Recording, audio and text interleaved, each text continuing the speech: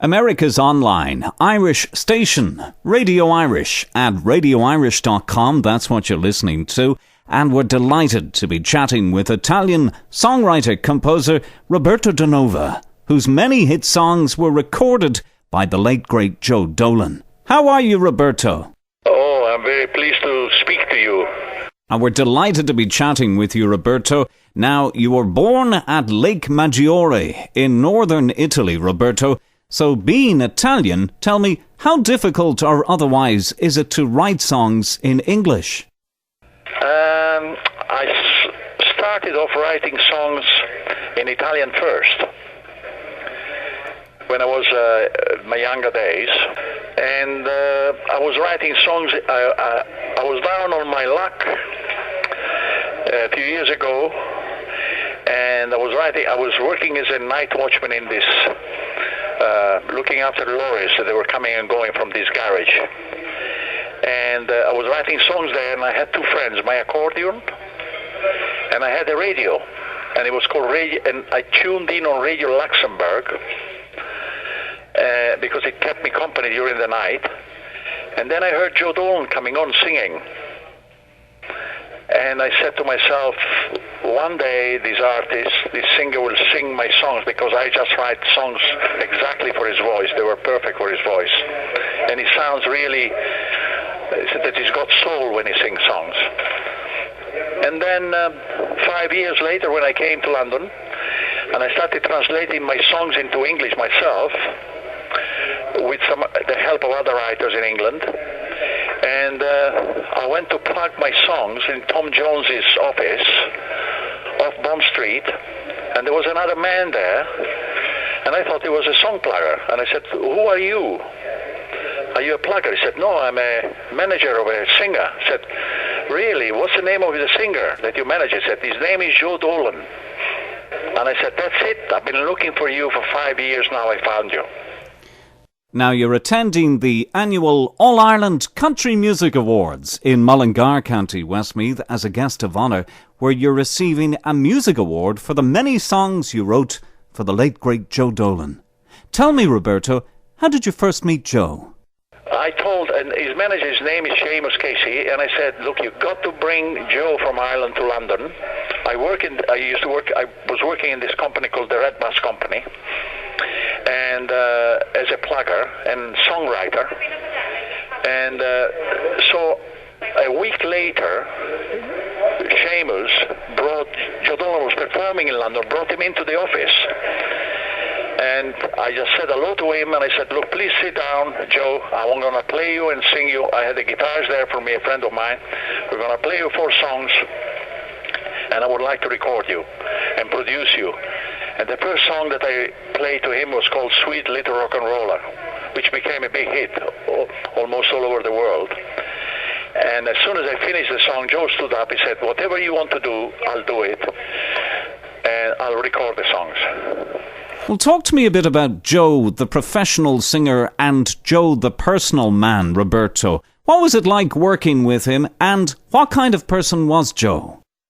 He was like a brother to me. We immediately, I don't know why, you meet some people in the music business. You yourself as a presenter on radio and everything, sometimes you meet an artist that comes up to do an interview with you and you like him immediately and things work. Sometimes other artists come on and you feel a bit uneasy. But with Joe Dolan, I felt like if I have always knew him, because I knew his music, I knew his songs, and it was very difficult for me to find him because I was living in Ireland, performing in Ireland. I was in London, and I was still a bit lost in London, trying to make my ends meet. And then when he came in, I said, "Joe, I've been waiting to meet you for 5 years. And now you're here." He said, "I know." I said, "You're going to be my producer. You're going to give me great songs. I know it."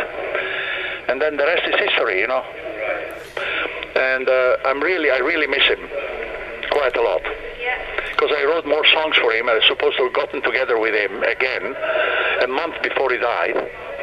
And then he pulled the first one on me. He just left. Well, Joe's father passed away when Joe was 8, and he then lost his mother when he was 15. Do you think being alone in the world affected Joe greatly, Roberto? I think so. I also think that he was surrounded by his family, brothers and cousins and everything. But it affected his life, definitely, because he started working when he was a very young kid. I think he worked as a printer. Yesterday, I'm here in Mullingar, by the way, and I met with this printer who knew him when he was a kid. He gave him a job to clean the printing machines. And he stood out from all he had something with him, the charisma that you have when you are a performer and a singer. It's like when you go into a dance club, like if you do country and they have the line dancing. I always go in to hear country and street light dancing, and there is always one or two people there out of 20 that they dance better. They have something different. They got the swing. And Joe was like that. When he used to perform, he's just so charismatic, He gave his soul away when he was performing.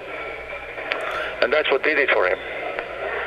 Well, you wrote some 35 major hit songs for Joe Dolan, starting with Sweet Little Rock and Roller in 1973, with other hits following, including Ave Maria, Crazy Woman, Sister Mary, It's You, It's You, It's You, More and More, Goodbye, Venice Goodbye, and so many more. Tell me, Roberto, what was it about Joe's voice and performing style that you loved the most?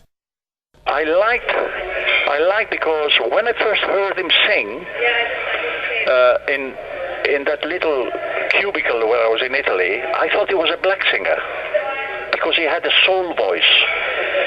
And even when he was singing like a happy song, he sounded sad in his voice. He sort of, because of I being Italian, I'm into opera and very melodic, and we are very romantic. And I said, this guy's got such a great voice, and it's a tenor voice, but it sounds like I've never heard anybody like him. The other one that I really liked was Tom Jones. But Joe Dolan gave me the goose pimples every time I heard him. He made me feel free, and it made me feel like I said, this guy's gonna. I knew it that time when I made a wish. When you have a dream, you have to add to your dream a little prayer, and I did. And I said, I got to get this man I will meet. I knew I was gonna meet him. When it happened, I was surprised, but not that much. And Joe just flipped when he met me. I said, we actually afterwards, when we were in the recording session, he said to me, Roberto, I've been waiting to meet with you for a long time. And I used to, just to do the backing tracks, he used to come into the studio afterwards with all the other songs. And he said, have you got any more? Yes, come down. I've done some backing tracks. He used to come in, spend 2 or 3 hours, learn the songs, and record them and go away. And I did all the rest. 38 songs I recorded with him. What makes a great song, Roberto? A great song is the story behind it, the lyrics, the music, and also what makes a great song is the singer who sings it. If the singer feels it, then if the song is great, it will be great. If the singer doesn't feel it, it doesn't suit him, it won't work. When I wrote Sister Mary, I heard it was about someone who went to the hospital looking. Actually, this woman heard that her husband had an accident on a building site, and she had a telephone call, and I heard this on the radio. And they asked her, when you come to the hospital, because they put out a call for her, ask for Sister Mary. She's looking after your husband. So when I recorded Sister Mary, when I wrote Sister Mary, I reversed I made it as if it was Joe was the guy looking for his wife, was in hospital, you see. It was a huge hit, a big hit. And that is one of my favorite songs. That Sweet Little Rock and Roll, More and More. It's about loss and hope and feeling. That's what the song makes, in my opinion. Well, Joe Dolan sadly passed away on the 26th of December 2007, but Joe's legend lives on worldwide. while Joe rests in peace at the Cathedral of Christ the King in Mullingar. How did you feel, Roberto, when you heard that Joe had passed away? It must have been a sad time. I could not believe it. I could not believe it because 2 weeks earlier I spoke to him on the phone. I was going to come to Ireland. I had a few more songs for him, and I was going to revise and remix It's You, and more and more. And he was over the moon. He said, "Oh, Robbie, I'm looking forward. We're going to have some great session in the studio." And I've had some great songs for him. And when I heard, because of the song, when I heard that he died, I thought it was not true. And I could not believe it. You know, it was such a shock. But it shocked a lot of people in Ireland, you know. Well, through the years, Roberto, you have worked and produced songs for many other Irish acts, including Brendan Shine, Red Hurley, the Miami Show Band, Sheba, Linda Martin, Johnny Logan, and you've even helped the Furies, and Davy Arthur launched their song When You Were Sweet 16 in England. What happened there with the Furies and Davy Arthur? When I was in Dublin recording Joe Dolan at the time, and I was listening to the radio, they were playing a Joe Dolan song that I wrote, and then afterwards they started playing this When You Were Sweet 16, and it came on the radio, and I said to myself, what a great record. It was a traditional and beautiful, very Irish, you know, almost like a gypsy song, you know, the way they were singing. And I said, I never heard of this band, and I said, I got to get hold of this record, take it to England and get it released there. And the manager of this band, the Furies, was a friend of mine. I didn't know. I went in to the studio, and this man was there, Jim Hander. I said, Jim, have you heard of this When You Were 16? He said, it's my record. I said, I want the copy. I took the metal in an old Irish paper. You know, they used to have metal. Yes. To press the records. I took it with me to London. I took it into Spartan. We pressed the records. I took it into EMI because it was an EMI publishing. I gave it to a plugger there, and I said, look, this is going to be a big hit. This you can't stop because it's so beautifully. And they immediately started playing on the radio. It sold about 300,000 in England alone. And that's how it started off the Furies, you know. So there you are. You know, you have to be generous with other artists. When I hear someone who's got a good song, I like to plug my song. Of course, you do your own interest first. But when I hear someone else singing and he got a good song, and I said, look, that song that you have could be a hit, but you should change a little bit the production. Maybe I'll mix it for you. I can help you. And I don't want anything, but I'd like you to have a hit, because maybe one day if you have a hit with this one, and then in the future maybe you record one of my songs. And that's, you know, it's give and take in the business. You have to be generous. Like Joe was a very generous man. I never heard Joe Dolan or even Johnny Logan saying, oh, that artist there, I can be better than him, or nothing, you know. Well, you even gave Sean Patrick Michael Sherrod his stage name, Johnny Logan. Indeed, you have just finished a new song for Johnny Logan, which we're going to play in a minute. Yes, it's called In London, because of the Olympics. Johnny Logan has got the most beautiful velvety voice that I've ever heard in my life. He's a beautiful singer. When I was going on a flight from London to Dublin, I was reading the newspaper. There was a cartoon character detective called Johnny Logan, based in Chicago, was a detective. And I liked that name because it's not this. I said, maybe one day somebody, if I find an artist, I'll give him the name Johnny Logan, because it sounds American, you know, doesn't sound English. And it sounds an international name. And when Sean Gerard, when I heard